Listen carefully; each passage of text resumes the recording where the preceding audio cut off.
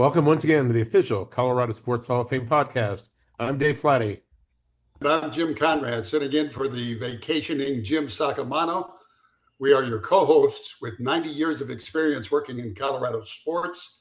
Myself with KWGN Channel 2 and KOA TV Channel 4 and KOA Radio, and Dave with the CU Buffaloes, among our many other experiences. We are continuing our reveal of 150 significant moments in Colorado sports history. The state's 150th birthday is creeping up on us. Colorado was admitted as the 38th state to the Union on August 1st, 1876. A veteran committee ranked the top 50 of those moments, all culled from over 2,000 that have been collected. Those were ranked by 19 people with over 800 years combined experience covering and or working in Colorado sports. We've been counting down at a rate of 5 per week, and we'll do daily for the top 10 come the end of July. And full disclosure, I was one of those 19. We've already covered numbers 21 through 150 in our previous podcast, and we're now into those top 50 moments that were debated and then actually ranked by the committee. We are revealing 16 through 20 in the podcast today. With 51 through 150, the intent was to cover all areas of the state and most, if not all, sports, but all were still very significant moments. And all are archived on the Colorado Sports Hall of Fame website, along with all our podcasts. Just go to coloradosports.org, click on the menu bar, and then either top 50 moments and or podcasts. But first, we always revisit some other moments in Colorado sports history that aren't in those 150.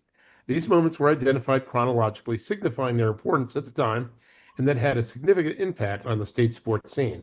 For example, on May 25th, 2015, the University of Denver won its first NCAA men's lacrosse title, defeating Maryland 10-5 at Lincoln Financial Field in Philadelphia. Senior Wesley Berg scored 5 goals for the Pioneers, giving Coach Bill Tierney his first title at DU after previously winning 6 at Princeton. DU finished 17-2, won the Big East regular season and tournament titles, and in the NCAAs, after disposing of number 13 Brown and number 12 Ohio State, beat number 1 Notre Dame 11-10 in overtime to reach the title game. On July 9th, 1994, James Baggett was the state of Colorado's 5th inductee into the National High School Hall of Fame at a ceremony in Palm Desert, California. He was the 13th induction class overall by that organization. The boys basketball coach at Greeley High School for 29 years, he owned a record of 423 and 105 and won 5 state titles. One of Colorado's final basketball coaches, Jolly Jim Baggett was his nickname. He coached 22 years at Greeley, served as athletic director for an additional 12 years. His professional career spanned 37 years, and he coached at Fountain High School and was replaced by the legendary Chief Harry Simmons before he headed to Greeley. On July 11th, 1949, the grand opening of the Mile High Kennel Club took place, officially bringing greyhound dog racing to the Denver metro area. Built on property in Adams County, the grandstand seated 3,800 people. That same year, the Rocky Mountain Kennel Club in Colorado Springs on July 1st, and the Pueblo Kennel Club on August 1st, a place that is near and dear to my heart, growing up there, also began operations, with 2 others emerging in later years, Cloverleaf in Loveland Interstate, in Loveland, I should say, and Interstate in Byers. Dog racing would cease in 2008 and eventually officially be outlawed in the state in 2014. That many places to spring up, it had to be pretty popular. Yes, indeed. On July 11th, 1964, on the final day of the U.S. Women's Open in San Diego, Colorado amateurs made their mark. In the third round, Judy Bell shot a 67, the lowest single-round score ever at the event at the time, and it would stand for 14 years. She stood in 9th at that point, but an 83 in the afternoon gave her a 19 over 307 total and a 14th place finish. We've all experienced that ugly final round at one point in our lives. But Barbara McIntyre tied for 12th, 16 overall, 304, to claim low amateur honors. This is Mark Johnson, voice of the Colorado Buffaloes. As we count down the greatest moments in Colorado sports history, it's worth remembering that great sports moments don't just happen. They're built on preparation, resilience, and staying healthy. And in Colorado, a great sports moment can mean something different to everyone, from Hall of Fame athletes to anyone who simply wants to keep moving.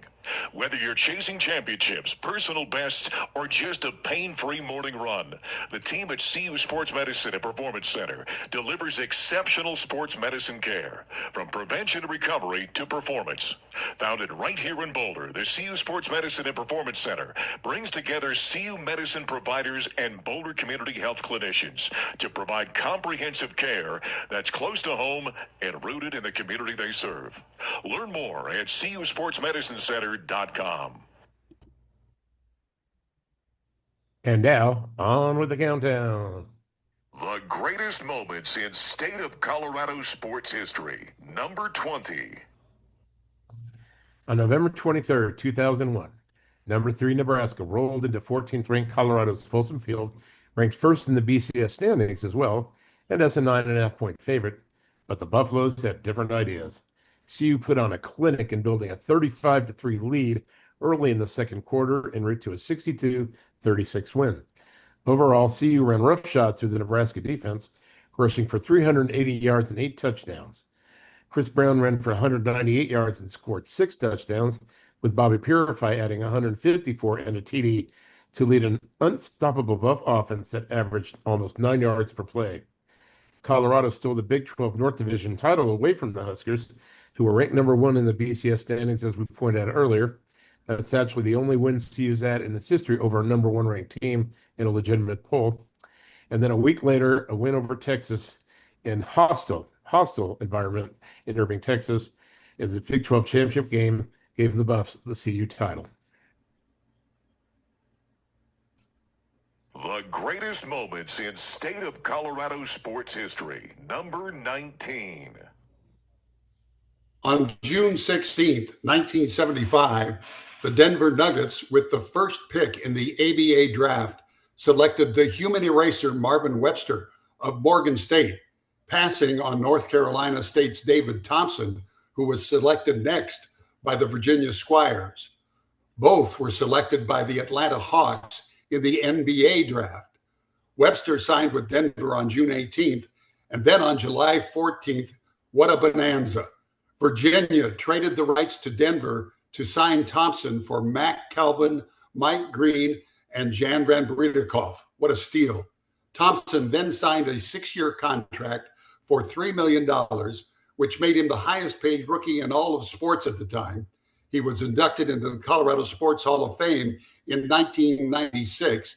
And that deal, with the Nuggets getting 2 of the top 3 players in the draft, helped the ABA and NBA eventually merge. The greatest moments in state of Colorado sports history. Number 18.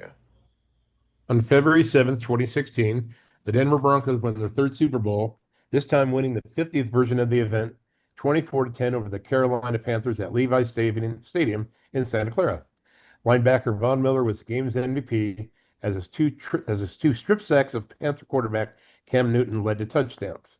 C.J. Anderson clinched the game with a 2-yard touchdown run with 3 minutes remaining.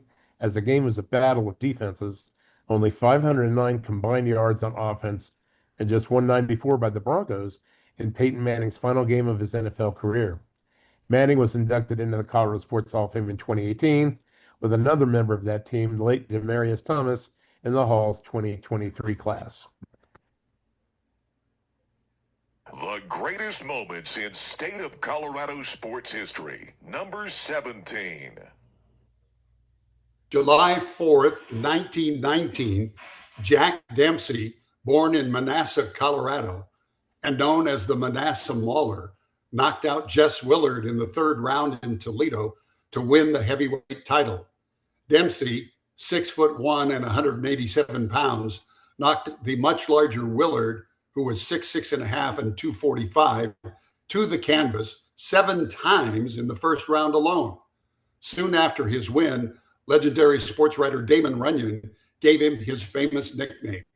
He successfully defended his title 5 times until losing to Gene Tunney on July 23rd, 1926. Dempsey retired with the record of 58 wins, 43 by knockouts, just 6 losses and 9 draws. Dempsey, of course, was one of the first 3 to be inducted into the Colorado Sports Hall of Fame in the inaugural 1965 class. There was a Rocky movie marathon this week, and Rocky defended his title 10 times. Jack only did it 12. The greatest moments in state of Colorado sports history, number 16. On June 26, 2022, the Colorado Avalanche claimed their 3rd Stanley Cup, winning 2-1 at Tampa Bay to polish off the Lightning in 6 games. The Avs swept Nashville, beat St. Louis in 6 games, and then swept Edmonton to win the Western Conference. Defenseman Cale Makar won the Conn Smythe Trophy as the MVP of the playoffs, as he scored 8 goals with 21 assists for 29 total points, leading the Avs to a 16-4 postseason record. That actually completed a hat trick for the state that year, as Denver East were the national high school champions and the University of Denver the NCAA titleists. Now, at this time, we'd like to welcome our guest for this podcast, CU's head coach in 2001 and CU Athletic Hall of Fame inductee, Gary Barnett. Welcome to the show, Coach. Thanks, David. You guys bring back a lot of memories there. Well, with 2,000 moments, we're certainly going to do that when my book comes out. Well, first of all, let's go back in time a little with you. How did Bill McCartney come to discover you at Fort Lewis and then bring you to CU in 1984, which turned out to be an 8-season ride through 1991? Well, I don't know if he discovered me, but it was, it's funny. I had gone up and was working the CU camp. I was a head coach at Fort Lewis, and at noon during the camp, they had someone talk to all the campers, and so I had an opportunity to talk to all the campers, and Jerry DiNardo actually recorded that talk and went in and played it for Coach McCartney. And so in the fall, I was at Fort Lewis in my second year, and CU went through their year. They had a tough year, and then there was an opening, and so Coach McCartney called me and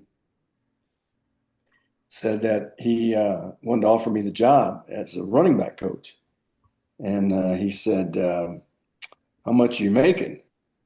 And I said 27,000. Well, I was only making 26. And so Bill says, okay. Bill says, I'll give you 28. And I took the job. So that's about how simple it was.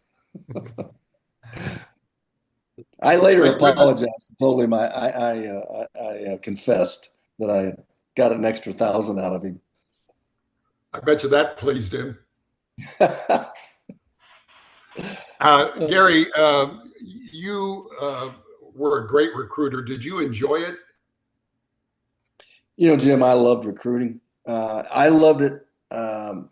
First of all, I loved it as an assistant because there was a little competition there.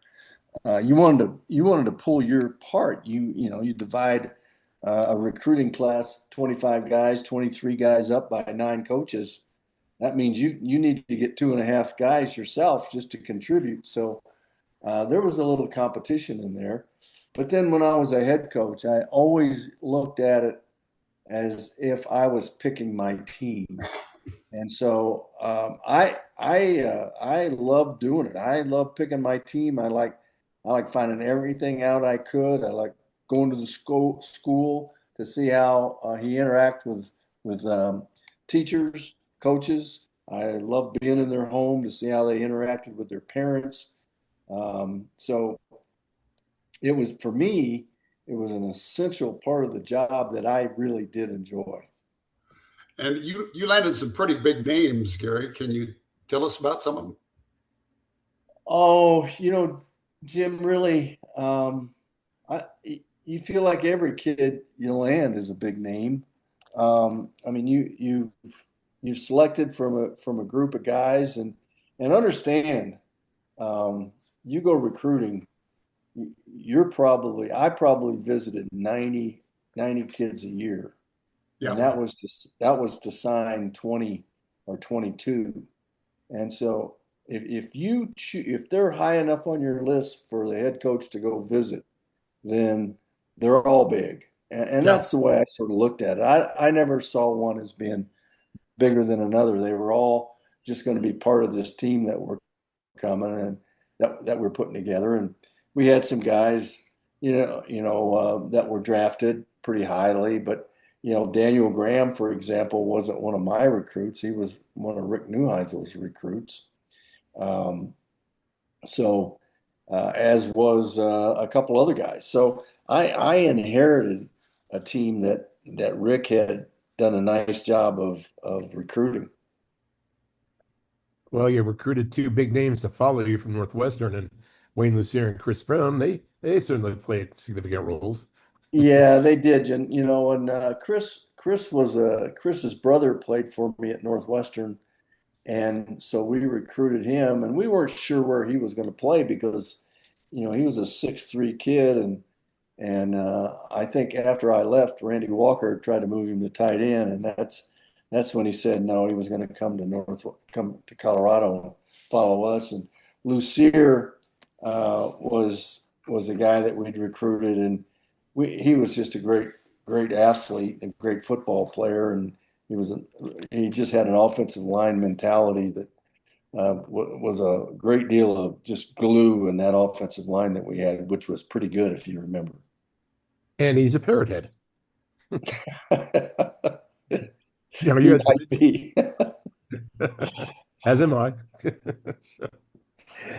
You had some interesting moments over your assistant career at CU. Highs like winning three Big Eight titles, a national championship. And on the other end of the spectrum, you probably knew this was going to come up, having no doubt to deal with your University of Missouri teammates and friends after the fifth down game. You didn't know, right? Just went with a sequence called Geronimo and everything exploded after.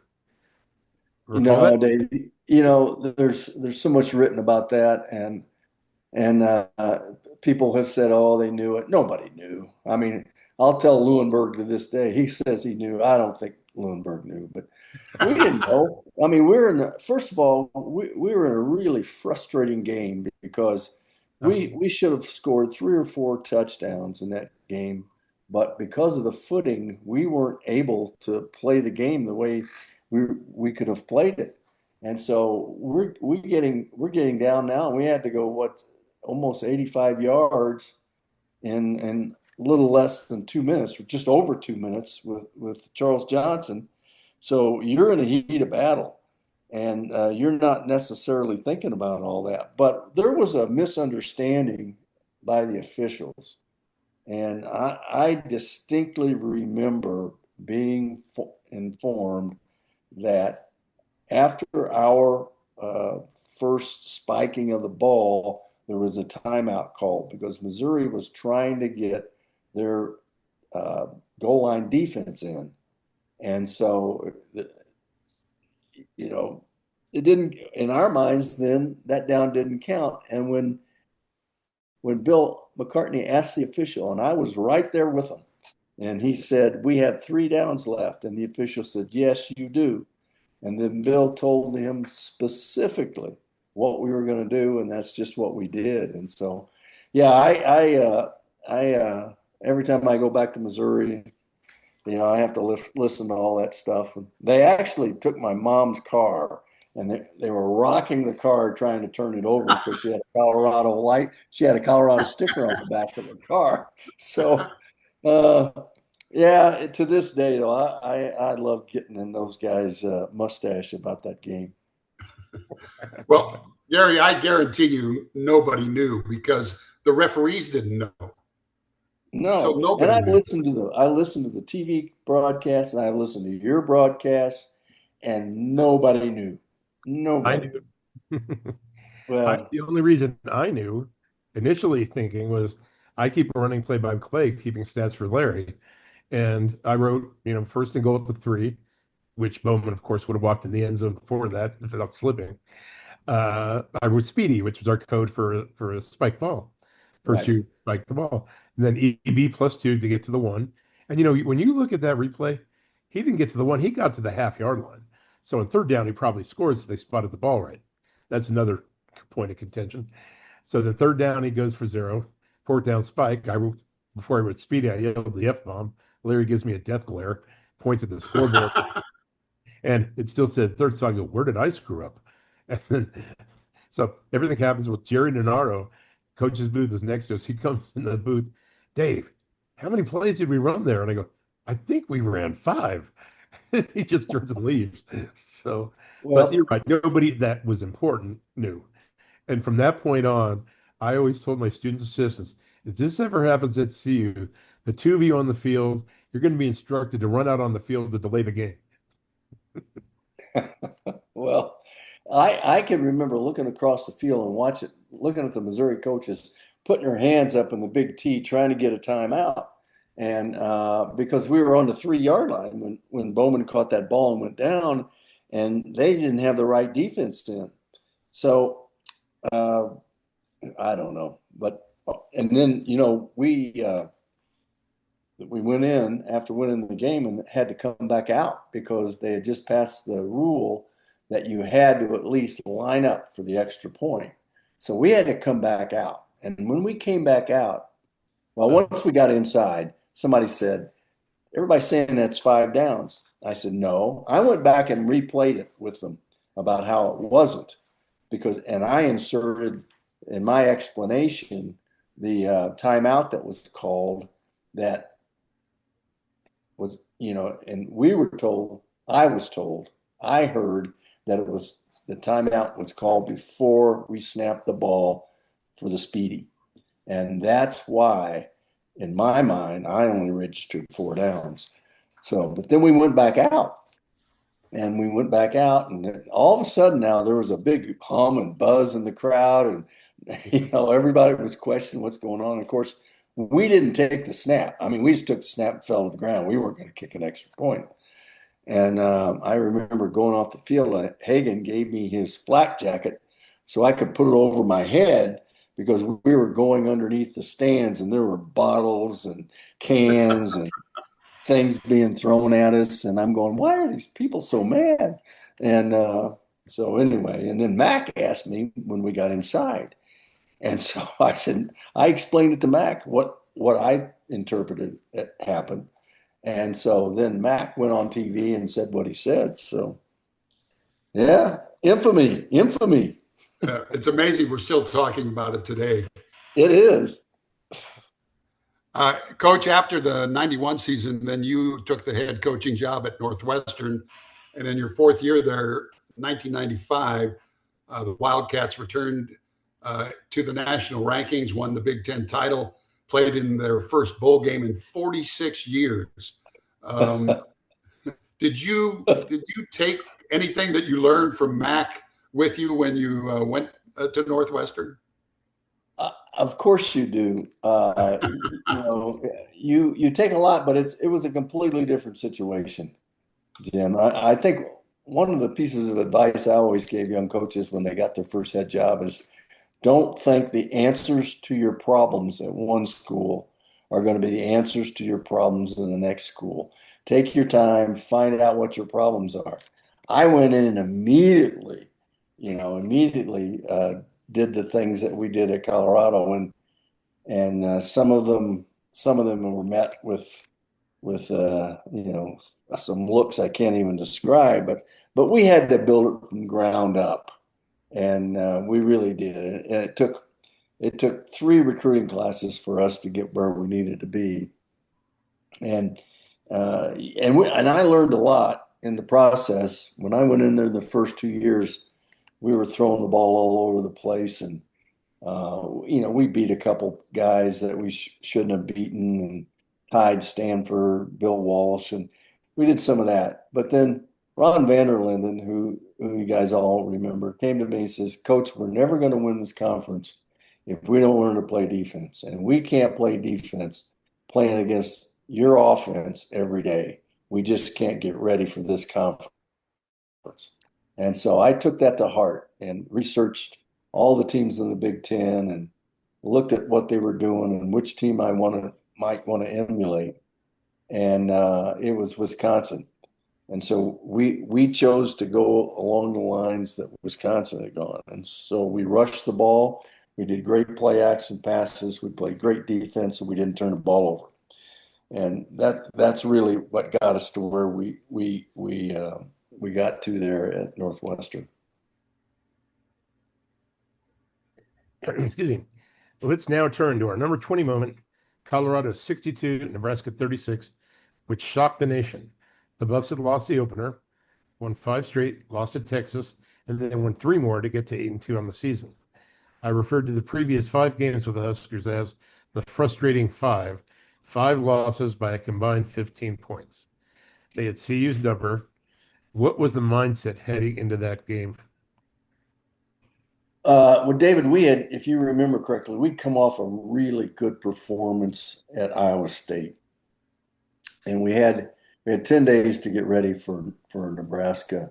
And they had 10 days to get ready for us. But we'd beaten Iowa State 40-27, and that was a good Iowa State team. We did it on the road. And the confidence that we gained from that game was really amazing and important as we played Nebraska. Cortland Johnson just had a great game against Iowa State, and we had Bobby Purify and Chris Brown, and Cortland Johnson was the one that made all Big 12. So we had 3 pretty good backs, guys. And so that game was big in our confidence, and we had a really good plan against Nebraska. Coach Watson and his staff, Dave Borberly and Riston and the guys, EB, they had a plan, and they knew that when we did certain motions, that we would get a linebacker displaced, and we would have a hat for a hat. And we combined a lot of different motions, but always got to a place where we knew we could get one of our players to block one of their players, and we didn't have any extra guys in there for them to make a play. And that's just what happened. We blocked them, and then we ran through them. We got a safety in a bad position, and we had big plays in that game, if you remember. But we just had a really good plan. We executed. The guys were so ready for that game. We were so ready for that game. David talked about the frustration of, there were 5 straight, but for me, 99, 2000, those 2 years were both years that we had Nebraska beaten and didn't beat them. And so we knew we were close. No one was scared of Nebraska at all.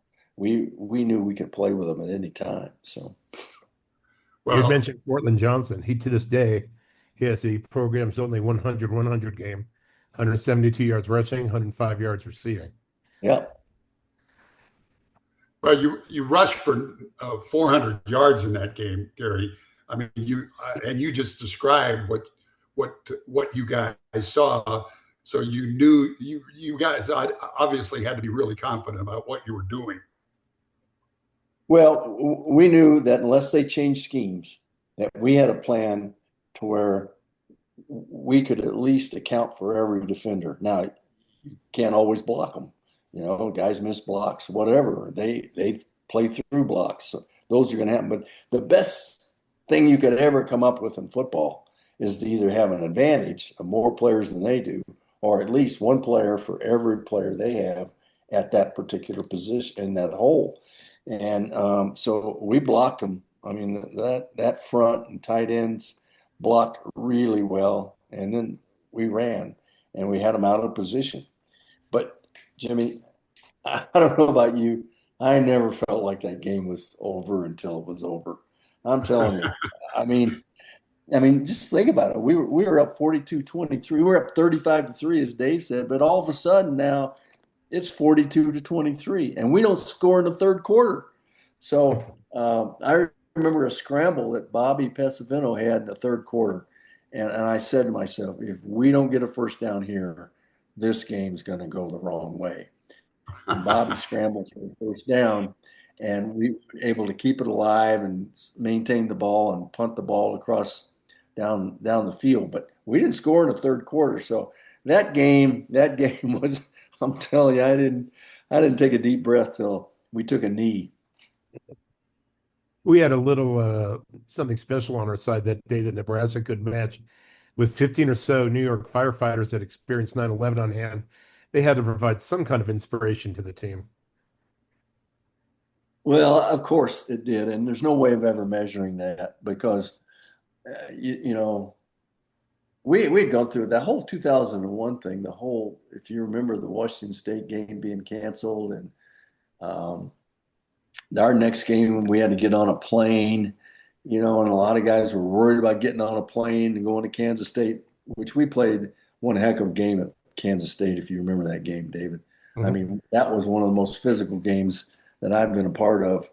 But the guys, their heads weren't in it the first day of practice, and I'm talking to Mike Price, the head coach at Washington State, every day, and we're talking about our 2 days of practice and what they were like, and he was saying the same thing I was saying, that I don't know that we can play this game.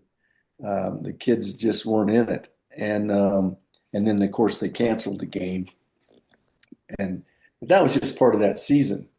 But I think that game that we played at Kansas State was pretty important in that season. And you talked about it, Gary, even being up 35-3 early in the second quarter, uh, and you still weren't comfortable. I'll tell you, watching that game and doing that game, I mean, there were so many things that were impressive, but I thought Bobby Pasavento was just almost perfect in that game. I agree. And Bobby, Bobby wasn't our starter, and he didn't become our starter until the Texas game, and that was because of an injury to Craig Oaks. But Bobby just stayed in there and got, and every week he just brought a calmness to that huddle that the guys bought into. And like I said, I'll never forget that scramble that he had to get a first down. That was so critical in that game. But we had a lot of play action stuff. But Jim, think about how many games do you see these days where there's 8 rushing touchdowns and 1 passing touchdown? Yeah, It's yeah, usually the oh other yeah, way now. yeah, absolutely. So momentum is building. Carried over the next week to the win over Texas in the Big 12 title game in unfriendly Irving, where at least 90% of the crowd was against us. Excuse me, I have to be impartial, right? But I remember riding up in elevators wearing CU stuff with a bunch of Texas fans around me just pimping me before the game. I'm like, God, these guys are noxious. We pulled into the bus and we were surrounded by Texas fans when our buses pulled in. And I mean, they were shaking their hands and shaking their fists, and it was a little bit intimidating. I mean, these are supposed to be neutral environments, no way. But um, I think one of the little side points of that game was in warm-ups. Chris Sims was wearing patent leather shoes, and our defensive players, we went in that locker room. They were so high and so mad and so embarrassed I mean, not embarrassed, but they were so pissed off that somebody would wear patent leather shoes against them in that game. And so every one of them, do you see what he's wearing, coach? You see the shoes he had on? And so it was, I knew right away that those guys were going to get after him pretty hard. Coach, after your coaching days, you then went into a radio game as an analyst, unless you prefer color commentator. Um, how did that first come about to land with those national networks?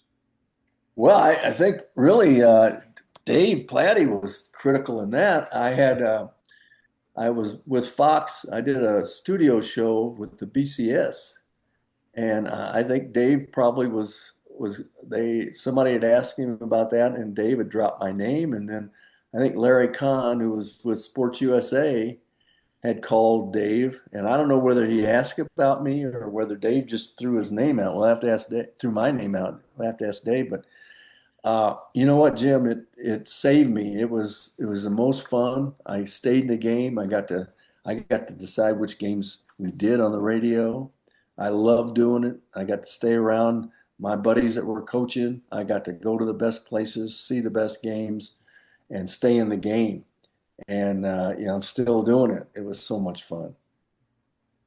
Actually, how that came about was they had done some of our games, and he called me to get your contact number because he thought you were really open and informative in all those conference calls we used to do. I dropped your name with a meeting with KOA after Larry retired, and we were looking for somebody to replace Larry. So we went to lunch somewhere in West Denver, a short drive for Larry. So we're throwing out names. So Rick George is with me, and I lean over to Rick. I go, "What do you think about Gary Barnett? I think he'd forego the national stuff and come back." And Rick's like, "Throw his name out there." So we threw your name out there, and then boom, everyone's like, "Gary Barnett, he'd be perfect." Yeah.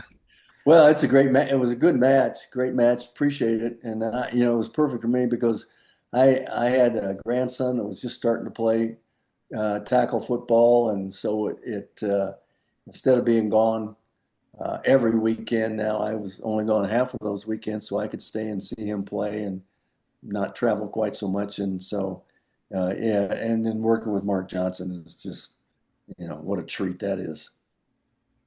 And we're giving him extra publicity by having him announce our numbers, as you heard. Of course, he needs it. Go Coach, ahead, Jim. go ahead. No, go ahead, Jim. You'll be entering your 11th season on the Buff radio broadcast with Mark. Do you know now that you two are the longest running pair in CU history, passing Larry Zimmer and Kent Groshong, who did the games from 1985 through 1994, or 10 seasons? You're in your 11th now. Any thoughts on that? I must be old. We all are. No, I did not know that, but gee whiz, I didn't realize that at all, Jim. That's it's interesting, and of course, uh, you do it as long as you can, as long as you can put a sentence together.